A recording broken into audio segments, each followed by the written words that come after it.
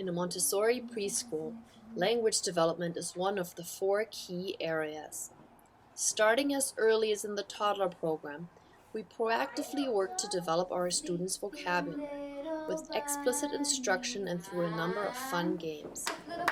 Dr. Montessori discovered that young children go through certain sensitive periods. The sensitive period for language starts early. 3-year-olds are fascinated with the sounds of language, the feeling of touching a letter, the movement of forming a letter. They have an absorbent mind and learn vocabulary, big words, much more easily than later on in elementary school. They love repetition, which is critical in learning to read and write. In the right, carefully prepared environment and with the right materials, most preschoolers will eagerly learn to read and write, often long before they enter first grade or even kindergarten.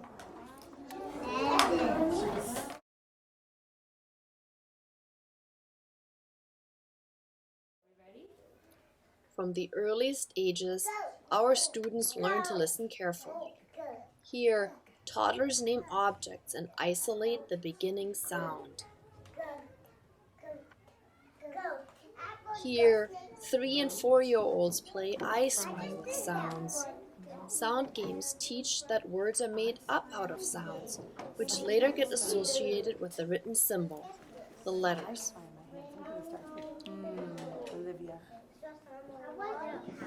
Montessori students also work on developing vocabulary. For example, this very young girl learns the names of vegetables and matches objects to pictures. Many of the practical life exercises serve to strengthen the hand. They work on the 3-finger grip and improve fine motor skills necessary for writing. The sensorial exercises help students recognize shapes, from circles to leaves. Children also learn a light touch, critical to writing. They learn how to listen carefully, with sustained, concentrated attention. Once a student is ready, we introduce her to the 3 key materials for learning to write and read. With the Sandpaper Letters, a child learns to associate the sound with the letter shape. Building upon the sound games, the teacher introduces the child to a letter at a time. She guides her to carefully trace the letter with her 2 working fingers. This exercise separates learning the motor movement of forming the letter from the challenging task of holding a pencil. As a next step, the child practices the same letter, maybe first in the air, then on a small chalkboard. Over time, students as young as 4.5 to 5 learn to write beautiful cursive letters. And whenever they have forgotten how to form a letter, they can easily go back and quickly trace them again. Let's just erase. With the movable alphabet, students begin to build words, in effect writing before they can handwrite. They start out simply, with words such as map or net, but quickly progress to longer words of their own choosing. They use modified movable alphabets to learn phonograms. Later on, they progress to smaller alphabets and write entire stories with the movable letters, stories they then can copy onto paper. By separating the building of words from the forming of letters, we enable young children to be writers in the true sense of the word, being able to communicate ideas in print. With the mental insets, the child learns to ever more carefully and accurately control a pencil. First, students trace the inside of a shape with a colored pencil.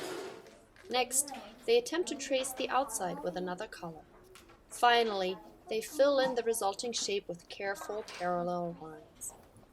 Over time, the designs get more sophisticated, and students delight in producing elaborate art of the inset.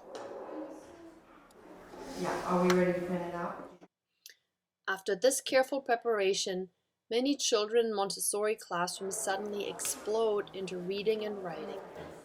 This young boy hadn't read at all 2 weeks ago. Now he breezes through book after book.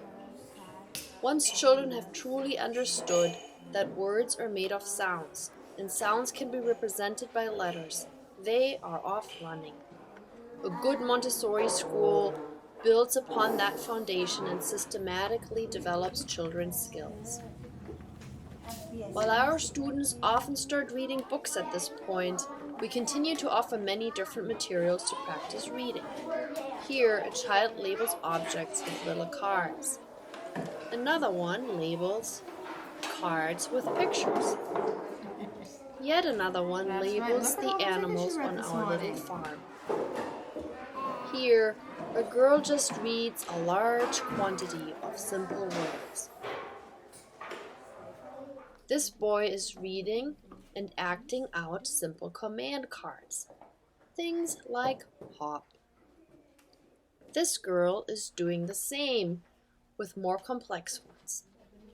Instead of being forced to sit still and complete monotonous worksheets, our students have fun with their language activities.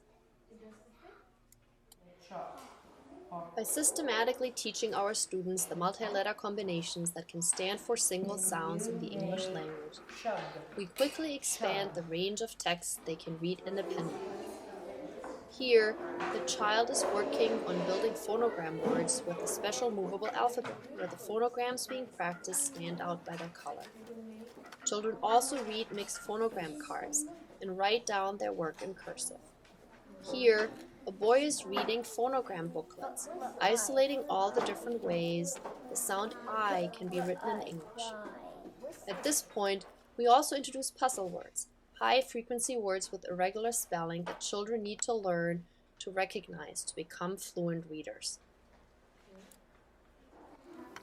Once our students have a solid grounding in reading and writing, we keep challenging them. Here, 2 students are working on learning about articles, adjectives, and nouns, again using hands-on materials and moving about the classroom. The large black triangle symbolizes a noun, the medium-sized dark blue one an adjective, the small light blue one an article. Here, students are building sentences using a smaller movable alphabet and documenting their work in handwriting. Here, the student differentiates between singular and plural. And another one works on differentiating past and present tense. Here, a girl is learning about definite and indefinite articles. Here, another one studies homophones. Our students also apply their budding reading and writing skills to learn about the world around them. They read and write about a wide range of subjects, from botany to zoology, from geography to anatomy and history.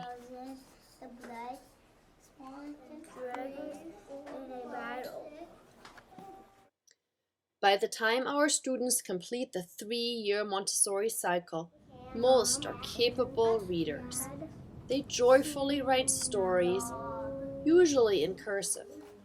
This is what a great early childhood education can and should do. Listen to them as they read out loud and see for yourself.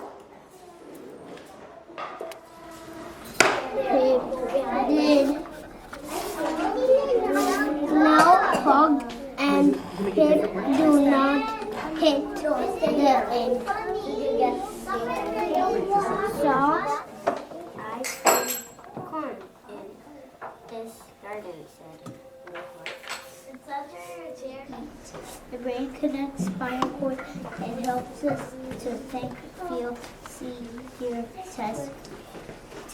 taste, smell, controls our body. There was nothing for Jonathan to do but to turn and go back.